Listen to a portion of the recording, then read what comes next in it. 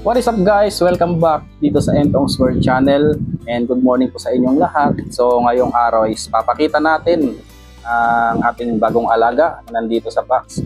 So bagong lahat, shoutout po kay Sir B. Chabo Fancy Chicken TV na nagbahagi sa atin itong panibago nating alaga. So ngayong araw papakita natin kung gaano ba kaganda itong ating na-avail sa kanya na Benjarong Chabo. So ito yung mga lahi ng Chabo na sinasabi lang 5 colors. So next time natin yan itatopic. Bale, itong mga lahi nito is galing sa Thailand. So Thailand breed siya na ibinunta sa Pilipinas, tapos ibinread na rito, naging island born na. So itong mga to island born na to. Bale, marami na rin naunang nag-breed ng mga ganitong klase ng Chabo dito sa Pilipinas, pero syempre tayo kailangan na rin nating mag-upgrade from Japanese to Thai breed Chabo. So ito na yung ating hinihintay. Galing pa ito ng Nueva Ecija. Bali, nakita kasi natin nag-post si Sir B. Chabo ng mga kanyang alagang Benjarong. So may mga available siya. Bali, itong mga nakuha natin is mga 2 months old na Chabo. So i-unbox na natin para makita ng lahat. So, shoutout din sa mga nag-breed dyan ng Chabo. Ayun, nag-start na tayong mag-alaga para meron na tayong libangan. So, itong mga to is ilalagay natin sa lumang kulungan ng rabbit. Bale, ang nangyari pala dito sa ating Chabo na to, pina-reserve lang muna natin. So, napakabait talaga ni Sir B. Chabo. Unbox natin. Kita natin kung ano itsura ng Benjarong. Ayan. Okay. Ayan, lalabas na natin. So pair tong nakuha natin sa kanya, isang ulet at isang kakarel. Ano? Maganda oh. Mga short legs na to guys. Ito. Kasi ito is ulet. So sa mga hindi nakakalam pala, ang tawag nila sa mga batang Chabo or sisiw, nagdumi na, kakarel and ulet. So ito yung kakarel, yung lalaki, and ito yung ulet, yung isa. Gaganda oh. Ano sila kaliliit. Bale, hindi pa natin makikita yung talagang original na kulay niya kasi mga bata pa sila. Pero pagtungtong nito ng mga 6 months old, doon na natin makikita yung kagandahan nila. Okay, ulit natin sa box para ano, kasi dumumi na sila dito sa carpet natin. Balik natin. Wala kaya. So yun no guys, tinanggal na lang muna natin yung ating carpet kasi nga dudumi sila, magagalit si Aeromat. Ayan, pakita ulit natin yung tsura nila. So itong nasa kaliwa ko, ito yung tinatawag na cockerel.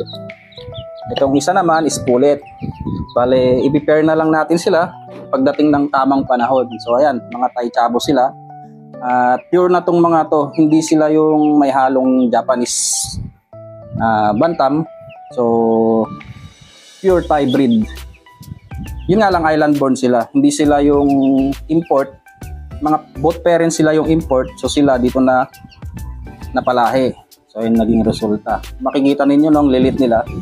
Wala pang isang dangkal guys. Pero pagpatak ng or pagtungtong ng 6 months old nila, makikita naman natin kung gaano sila ka-quality. Tapos maglulugon pa tong mga to. Syempre, hindi naman yan yung talagang original na kulay na nila. So may final color pa tong mga to. Tingnan nyo naman yung mga buntot oh. Bumubuka. Ganyan ang Thai variety. So galing siya ng Japan, kaya nga tinawag na Chabo, yung word na Chabo. Tapos naipunta na lang din sa Thailand, doon na nila dinevelop. Makikita ninyo, iba na itsura nila compare sa mga luma natin Japanese bantam. Ang gaganda nila. Pakita natin ng malapitan para alam yung itsura nila. So yan sila guys no, sa malapitan. Bale, pagtungtong nga ng 6 months, magbabago pa itsura nila. So ito magiging 5 colors. Medyo may pagkapula kasi ang kulay ng Benjarong. Papakita na lang natin sa screen natin para alam niyo yung original na kulay ng Benjarong. So, yan. Mga Benjarong talaga is binibreed ng mga karamihan dito sa mga breeder ng mga Chabo, talagang gusto rin nila yung color na Benjarong. So ako, nakursunodaan ko rin ng kulay niya kasi nga parang nagagandahan ako, parang kakaiba yung kulay niya. So sa ngayon, meron na tayong black mottled, meron na rin tayong Benjarong, tapos may white colors tayo, yung mga luma, mga Japanese Bantam. So i-upgrade na rin natin yan. Bibili pa tayo siguro pag may budget tayo ng mga ibang kulay ng Chabo. May target pa tayong kulay, yung lavender, tapos black tail white, yung mga gusto natin, tsaka yung dark wing. So sa ngayon ito muna kasi paalala guys, di pala ito budget meal. So may kamahalan nga lang ang presyo ng mga Thai Chabo compare sa Japanese. So ayan, hobby lang naman ang gagawin natin, kaya try natin magparami nito. So ayan, ang gaganda oh. Thank you ulit kay Sir B Chabo. So ayun guys, no, lipat tayo ng pwesto. Lagyan na natin sila sa kanilang bagong kulungan. Bale, tinanggal muna natin yung isang black mottled natin. Tapos yung isang black mottled naman natin na cockerel, nilipat din natin. And dito sila sa gitna. Bale, mamayang gabi, papailawan din natin sila para hindi sila ginawin.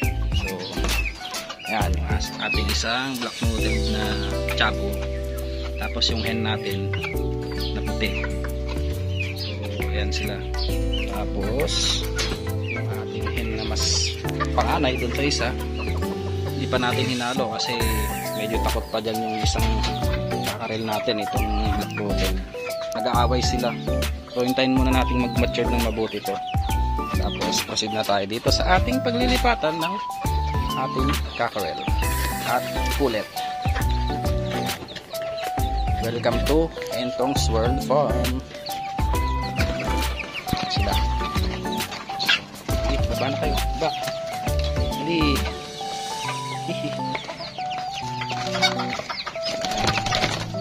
Yun. Sila. May bago na silang tahanan. Bale guys, mamaya na lang natin sila papainumin kasi galing sila sa biyahe para hindi sila magkasakit. So turo lang din ng ibang nagbe-breed. Bago nating mga alaga. So meron tayong kambing, meron din tayong mga Chabo. May mga nakawala rin palang Chabo dito guys, yung mga Japanese natin, yung mga unang breeders natin. So hindi pa rin naman natin na out. Tatry nating ibenta niyan kung may bibili. Pero sa ngayon, mas magpo-focus tayo dito sa Thai Chabo. Tingnan nyo naman yung mga buntot. Ibang-iba yung buntot nila, buka na talaga.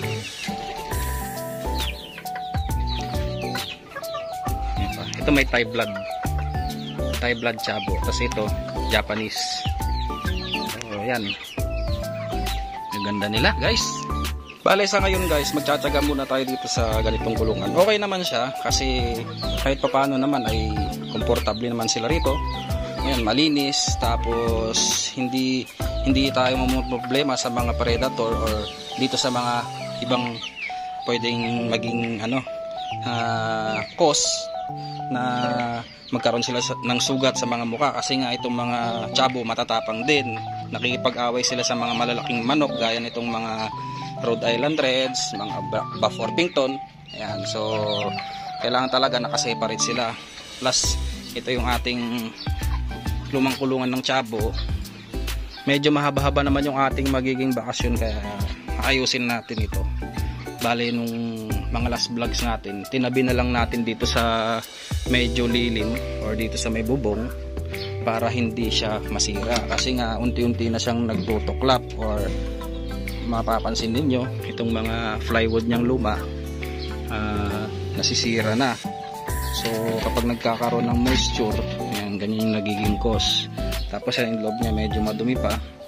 Ang plano kasi natin dito kung pwede nga lang tanggalin na itong flooring niya at papalitan natin ng Hardiflex. So ganun din yung sa ibang nagbe-breed, Hardiflex gamit kasi mas matigas yung gamit na yon. So ayan, may mga kulungan pa rito. Pwede nating ilagay dito yung ating mga mapipisang Chabo. Hindi na sila masyadong giginawin dito. Tapos itong napapalitan natin nung screen na mas maliliit ang butas para hindi makapasok yung lamok. So safe sila sa lamok. Tapos yan yung mga nangingitlog nandito sa kabila.